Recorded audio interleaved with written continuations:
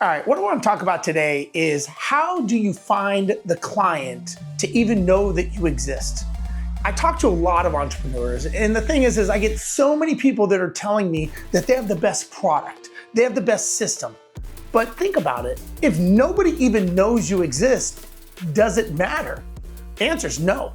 If you look at any successful business, it's made up of 5 parts, right? The first is marketing. That makes the phone ring.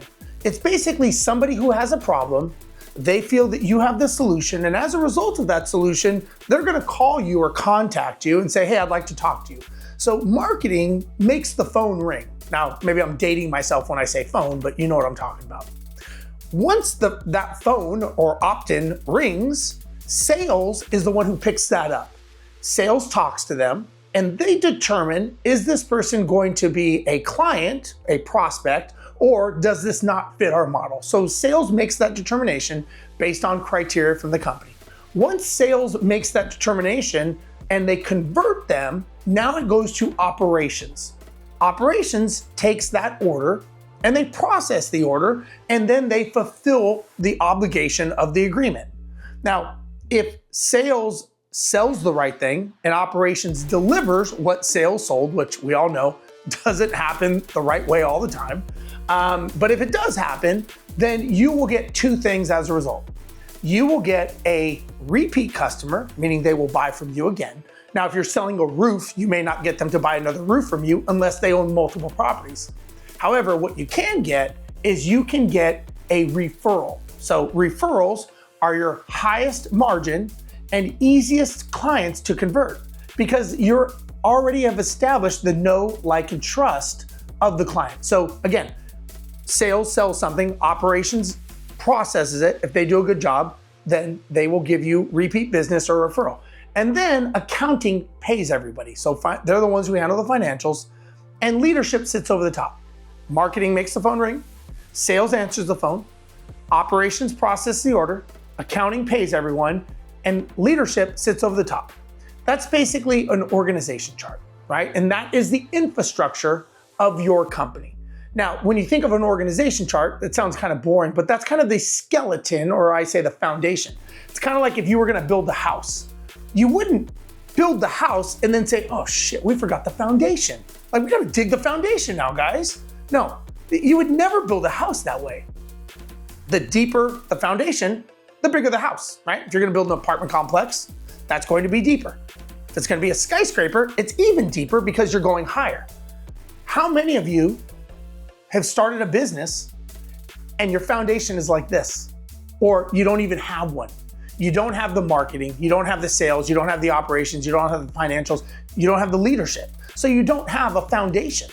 And that's why in bad economic times, your house or your business starts leaning. And there's nothing you can do sometimes to stop it because you never took the time to build the foundation. So my thing is, as entrepreneurs, we always want to get up and go. We want to be busy. We want to get shit done. But the thing is sometimes you got to slow down to speed up. Sometimes you got to say, you know what? I have a great idea, right? The great idea is good. But if you don't have everything else wrapped around it, and trust me, I know because I've done this in the past many times and it never worked out in the right way.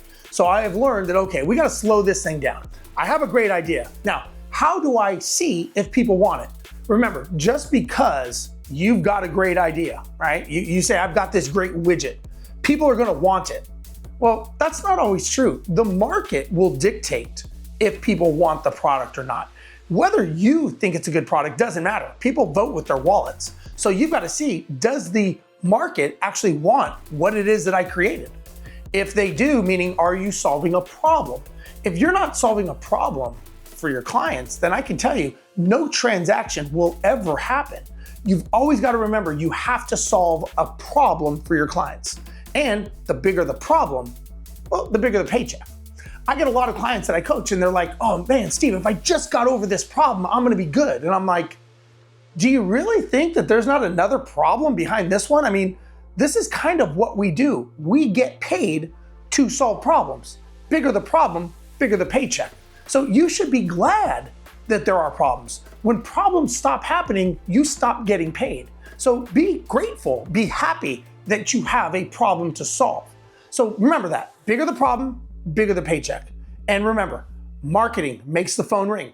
Sales answers the phone, converts them to being a client. Operations, they process the order and they convert them to either a repeat customer or a referral. Financials pay everybody, and leadership sits over the top. Now, in my next video, I'm gonna explain how do you actually figure out who is the clients that you should have, because just because you have a client, it doesn't mean that it's a good client. It could be one that you go, man, I don't need any more of those. So we're gonna talk about that in the next video. If you wanna know more, make sure you go to my website, steverozenberg.com, like and subscribe to the channel. Thank you very much.